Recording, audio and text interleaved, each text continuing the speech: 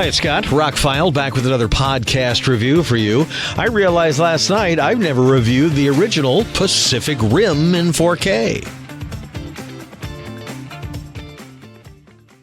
As I mentioned in the last couple podcasts, I finally have all of my earthly belongings under one roof for the first time in years. And I'm going through my collection and re-alphabetizing and make sure everything's there and all that. And so I was taking a break and looking for something to watch with dinner and maybe something I'd seen before so I wouldn't have to pay much attention to it. And I'm looking through my collection and I'm like, oh yeah, Pacific Rim. I've got that and the sequel in 4K. And there was still plastic on my 4K Pacific Rim. I have never watched the 4K. So I ripped it out of the plastic and the slipcover nicely and popped it in and started watching it, watched the whole thing. I can't imagine how much of this movie I've forgotten. So for those that don't remember, in 2013, that summer, Guillermo del Toro, good director, released a kaiju movie. A giant monster movie. And it did actually pretty well. Had a $180 to $200 million budget and went on to gross $411 million, spawning a sequel, an anime series, and they announced earlier this year in August, they're going to make a prequel series, which I think is a good idea, actually.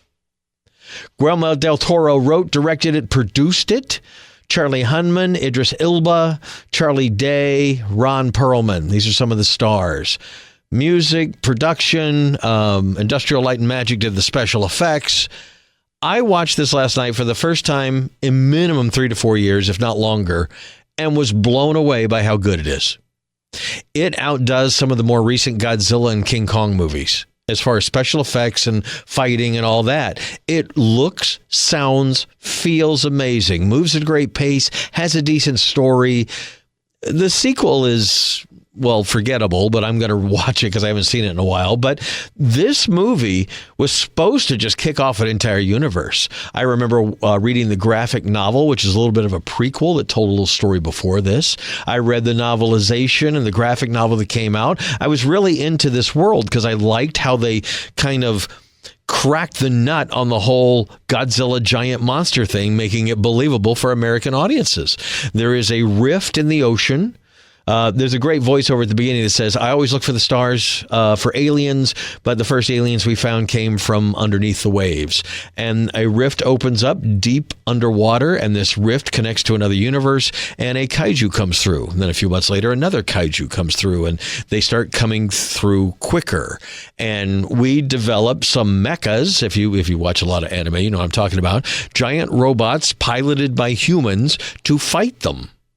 Now, this has been a thing in Japanese anime since the 60s, this concept of humans piloting these giant weapons of destruction to fight giant monsters.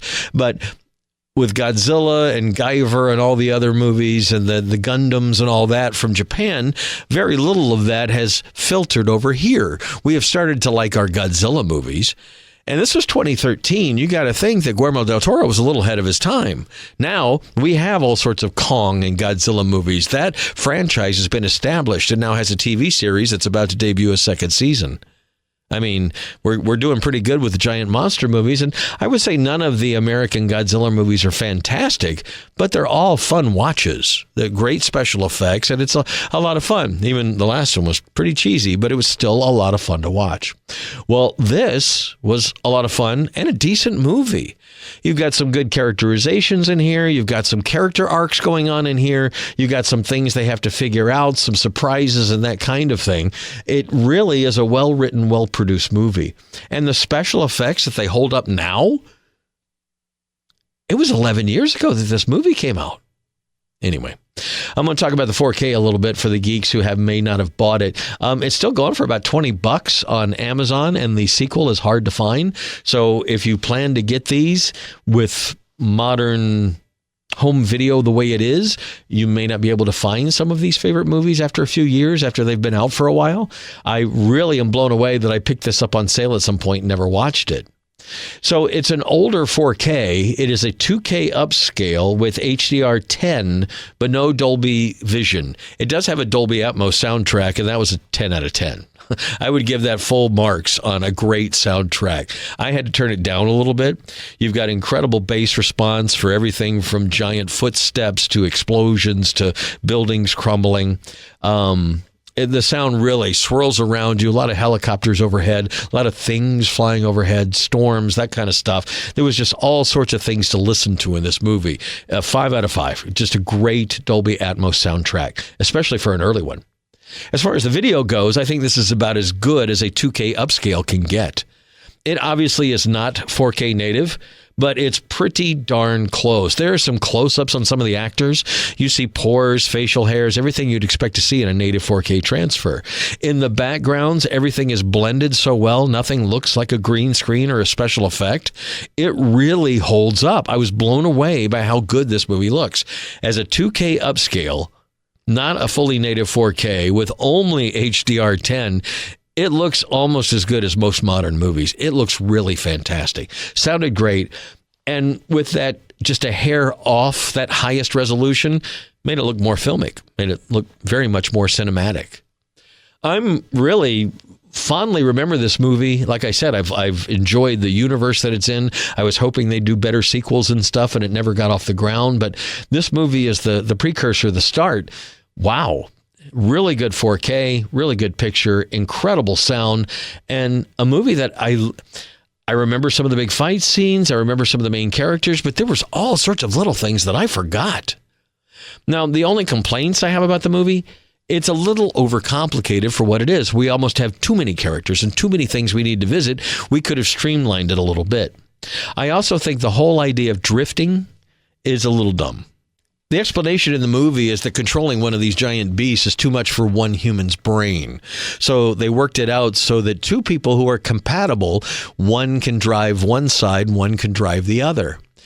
That I can kind of get on board. And then in the execution, they also have to step in time. There's very mechanical things that they're stepping on and moving and swinging their arms and stuff.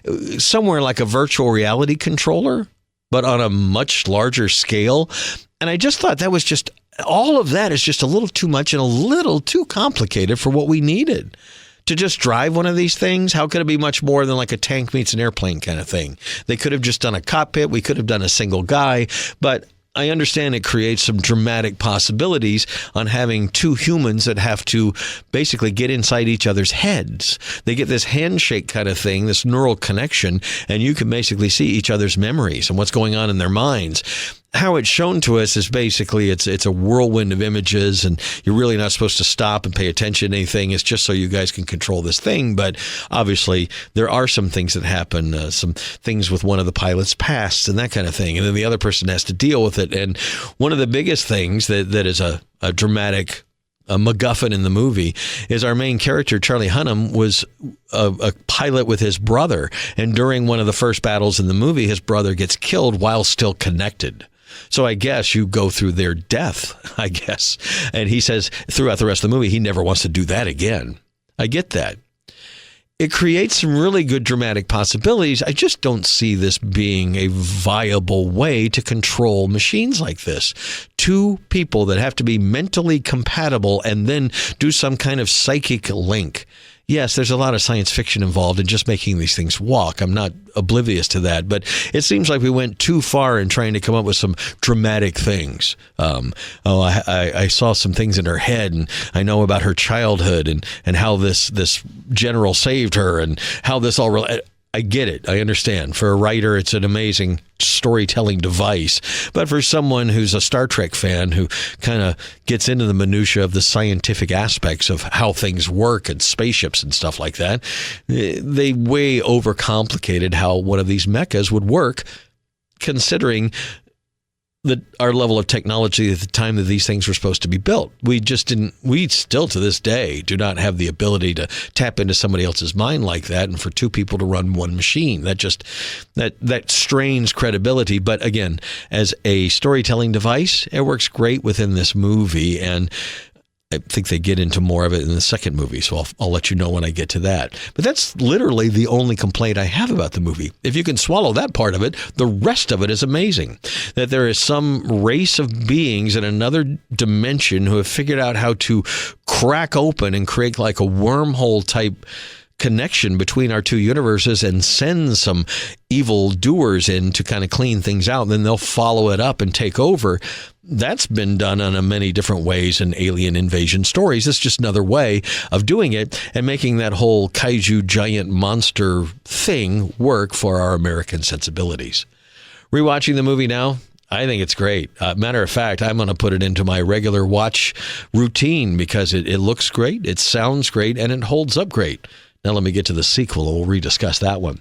Pacific Rim from 2013. I remembered liking it. I like it even better now. Pick up the 4K if you can. Scott, I'm ROCKFILE. More podcasts on the way. It's been fun going back through the collection. Get ready for some more reviews. Thank you for listening. Have a spectacular day.